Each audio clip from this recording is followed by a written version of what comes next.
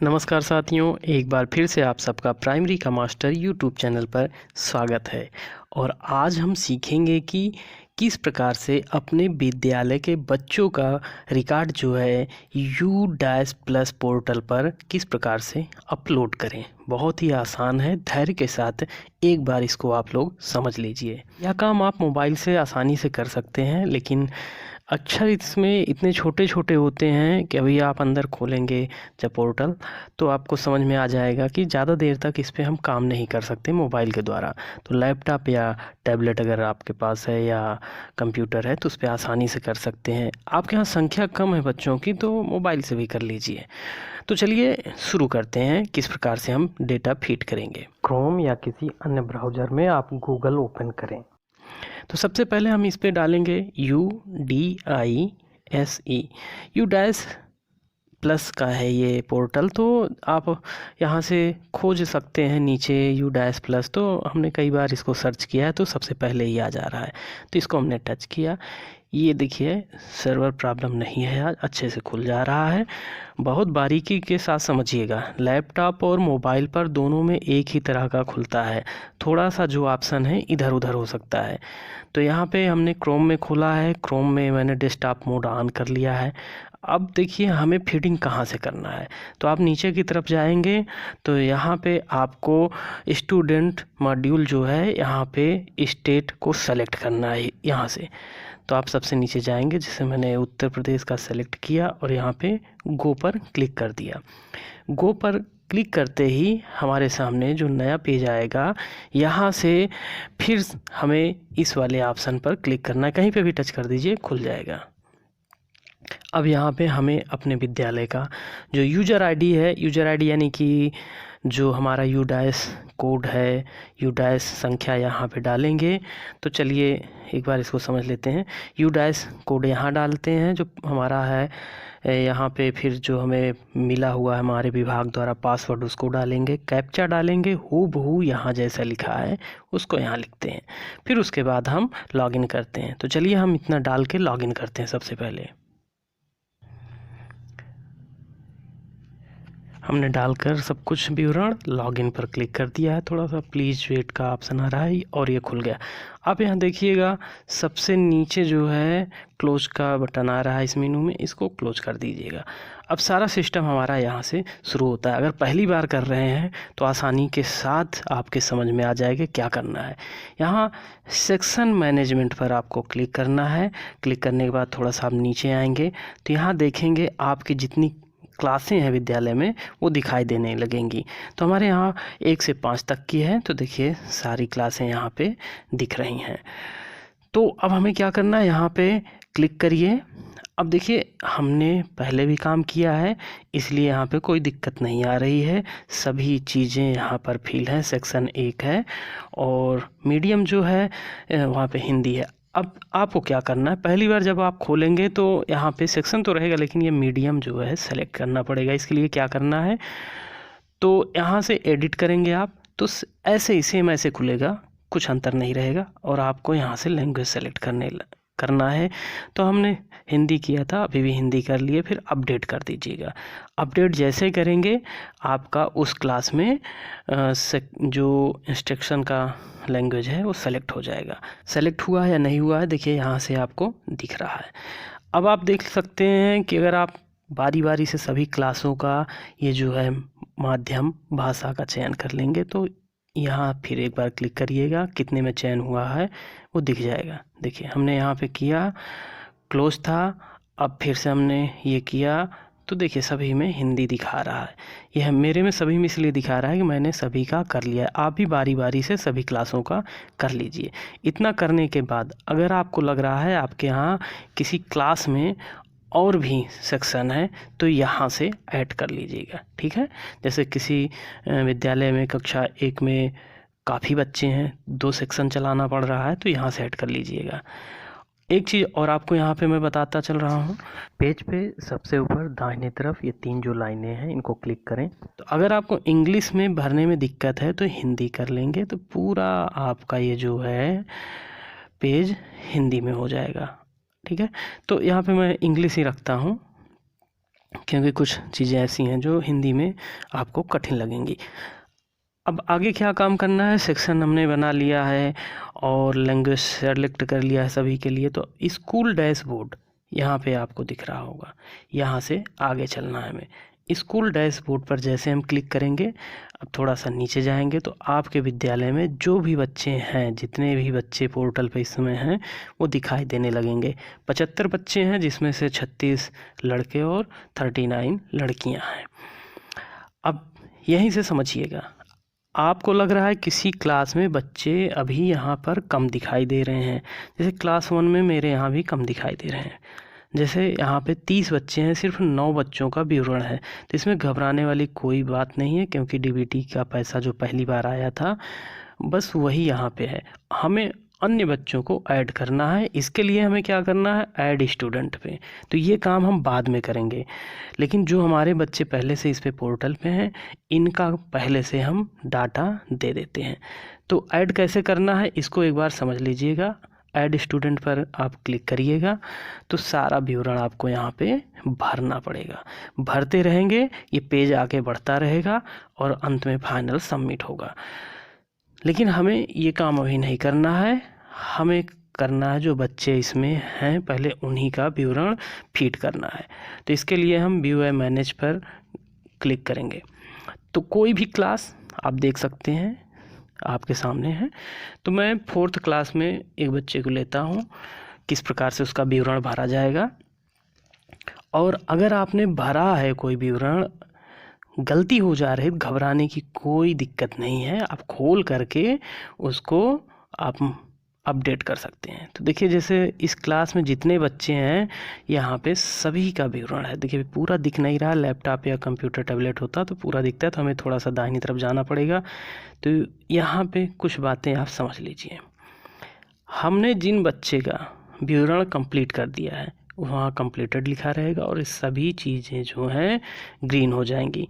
यहाँ पे 3 विकल्प आपको दिख रहा होगा, जीपी, ईपी, एसपी। तीनों को बारी बारी से आपको भरना है, ठीक है। आप चाहें तो सीरियल क्रम से भरें ऊपर से नीचे की तरफ, नहीं तो आप बीच बीच से भी किसी को भर सकते हैं, इसमें कोई बाउंडेशन नहीं है। जीपी जो है ये है जनरल प्रोफाइल। ईपी यहाँ पे आपका पूरा विवरण लिखा हुआ है। ईपी यानी इनरोलमेंट प्रोफाइल और एसपी यानी स्टूडेंट फैसिलिटी। नाम से ही समझ में आ जा रहा होगा कि किस में क्या भरा जाएगा। तो देखिए, अभी हमारे पास किसी बच्चे का आधार होता तो हम किसी नए बच्चे को खोलते, लेकिन हम आपको जो भरा हुआ है वही चीज़ दिखा रहे हैं। देखिए, जीपी जो है हम भरेंगे। सबसे पहले आप कोई भी चीज़ भर सकते हैं। तो यहाँ देखिएगा कुछ चीज़ें पहले से भरी रहेंगी, नाम, जेंडर, क्योंकि हमने डीबीटी पर काम कर लिया है, डेट ऑफ बर्थ, और ये डीबीटी पे जो आपका स्टूडेंट का कोड आईडी है यहाँ पहले से भरा रहेगा। मदर नेम, फादर नेम, सारा कुछ रहेगा। अब एक चीज़ ध्यान देने वाली बात है यहाँ पे, ठीक है, आधार नंबर आपको डालना है, यहीं पे डालना है। हमने यहाँ पे पहले से फीड किया इसलिए है। आधार पे जैसा नाम है वैसा आप यहाँ पे फीड करिएगा। अगर सिर्फ आपके पास आधार नंबर है तो आप डीबीटी से बच्चों का विवरण लोड कर लीजिए। आधार पे जैसे नाम है प्रेरणा डीबीटी पर उनका नाम वैसे है, तो वहाँ से एक्सेल फाइल में लोड करके वहाँ से बच्चों का नाम निकाल सकते हैं। अगर बच्चों का आधार आपके पास है तो कोई दिक्कत नहीं होगी इन दोनों विकल्पों को भरने के लिए। चलिए, फिर इसके बाद आपको मैं बता दूं, एड्रेस कॉलम में बहुत ध्यान से समझिएगा, 10 अक्षर रहेंगे तभी ये एड्रेस लेगा। आपने सिर्फ लिख दिया 5-6 अक्षर वाले कोई पते को तो नहीं लेगा। फिर जो भी विवरण आपको लग रहा है कि बच्चे का भरने योग्य है भर दीजिए। यहाँ पे भाषा हम पहले ही सेलेक्ट कर चुके हैं तो आ चुका है। ओबीसी कैटेगरी है बच्चे की तो यहाँ पे रहेगी। और यहाँ पे देखिए मिनॉरिटी ग्रुप है, आपको सिलेक्ट करना पड़ेगा सभी में। अगर नहीं है तो एनए करके बढ़िए। बीपीएल में है तो ठीक है, नहीं है तो नो सेलेक्ट करिए। फिर उसके बाद यहाँ पे देखिए अन्य, अंत्योदय में अन्य योजना मिल रहा है या जो भी विवरण है वो करिए। डिसएडवांटेज ग्रुप का है तो यहाँ देखिए, चाइल्ड विथ स्पेशल नीड वाला है तो यहाँ करिए क्लिक। यस नहीं तो नहीं। और अंत में देखिए, क्या बच्चा आउट ऑफ स्कूल था, अगर है तो हाँ, नहीं तो नहीं। फिर उसके बाद आप यहाँ से अपडेट कर दीजिए।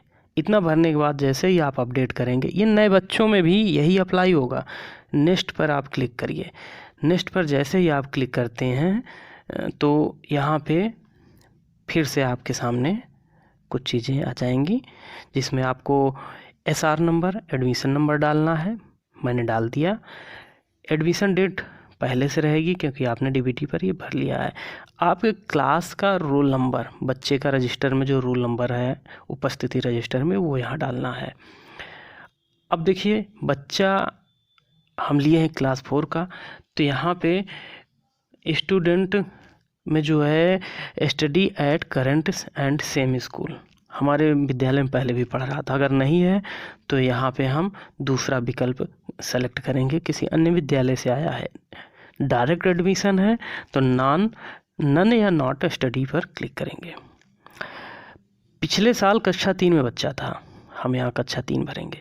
एक चीज़ मैं आपको फिर से स्पष्ट कर दे रहा हूँ कि यह विवरण जो है सत्र 2021-22 के लिए है, ना कि 22-23। ध्यान रखिएगा। बच्चा यहाँ पे हमारे पास पिछली बार परीक्षा में शामिल हुआ था, इसलिए हम यहाँ पे अपीयर्ड करेंगे। प्रमोटेड और पास्ड है, तो यहाँ से हम सारी चीज़ों को सेलेक्ट कर चुके हैं। आप ऐसे कर लीजिएगा, ठीक है। इस बच्चे का जो है अंक आया था 62%। यहाँ पे परसेंटेज में करिएगा। जब आप हिंदी में करेंगे तो यहाँ पे परसेंटेज नहीं लिखा रहेगा, लेकिन आपको यहाँ पे परसेंटेज में ही मार्क का उल्लेख करना है। बच्चा जो है हमारे ज़िले में 121 दिन विद्यालय खुला था, तो 121 दिन में 101 दिन उपस्थित हुआ है, यहाँ पे हम लिखे हैं। आपके ज़िले में जितने भी दिन विद्यालय खुले होंगे आपको पता होगा, उसमें से जितने दिन विद्यालय में बच्चा उपस्थित हुआ यहाँ पे लिखिएगा। सेव पर करेंगे। सेव पे करने के बाद हम यहाँ पे ऑप्शन आ गया नेक्स्ट में। देखिए साइट बहुत अच्छे से चल रही, कभी कभी थोड़ा सा परेशानी में डाल देती है जब सर्वर डाउन रहता है। तो अब यहाँ पे जो भी चीज़ें हैं, जैसे किताब फ्री मिली हुई है बच्चे को, यहाँ पे हम क्लिक करेंगे। फ्री यूनिफॉर्म, क्योंकि DBT का पैसा आ गया है बच्चे में, तो यहाँ भर रहे हैं। किसी प्रकार की स्कॉलरशिप नहीं है, ना तो नेशनल सेंट्रल का है, ना स्टेट का है, ना अदर स्कॉलरशिप, तो हमने यहाँ पे तीनों में नो कर दिया। अगर आपके यहाँ किसी बच्चों की सुविधा मिली हो तो आप यस कर सकते हैं। अब यहाँ पे देखिएगा, स्पेशल अगर बच्चे में कोई डिसेबिलिटी है लर्निंग संबंधित तो यस करेंगे, नहीं तो नहीं।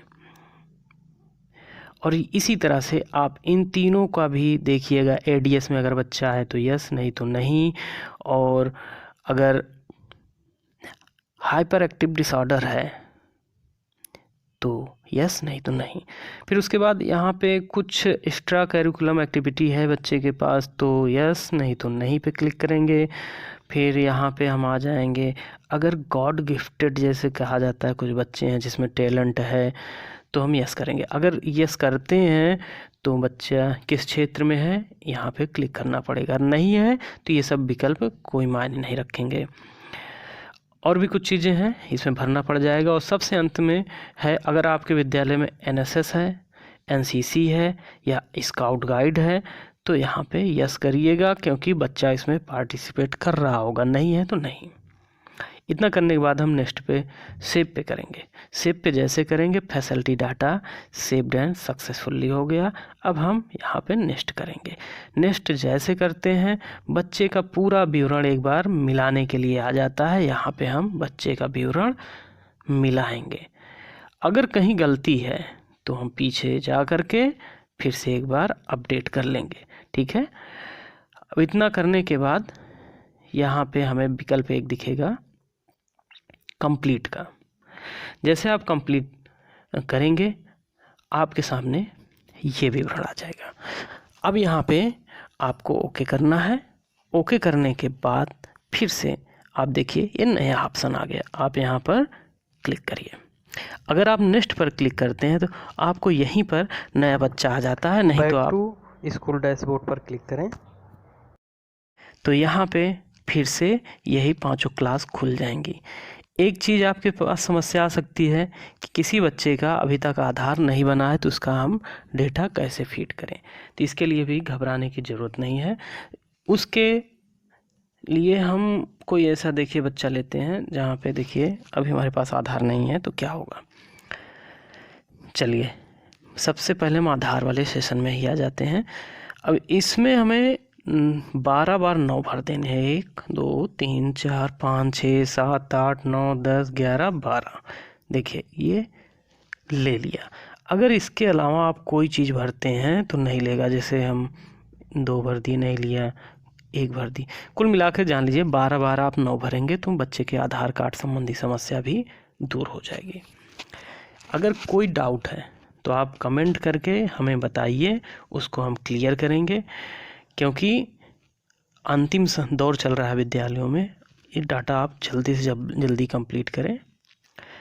उम्मीद है साथियों अब आप अपने विद्यालय का U-+ पे सभी बच्चों का डाटा अच्छे से भर देंगे।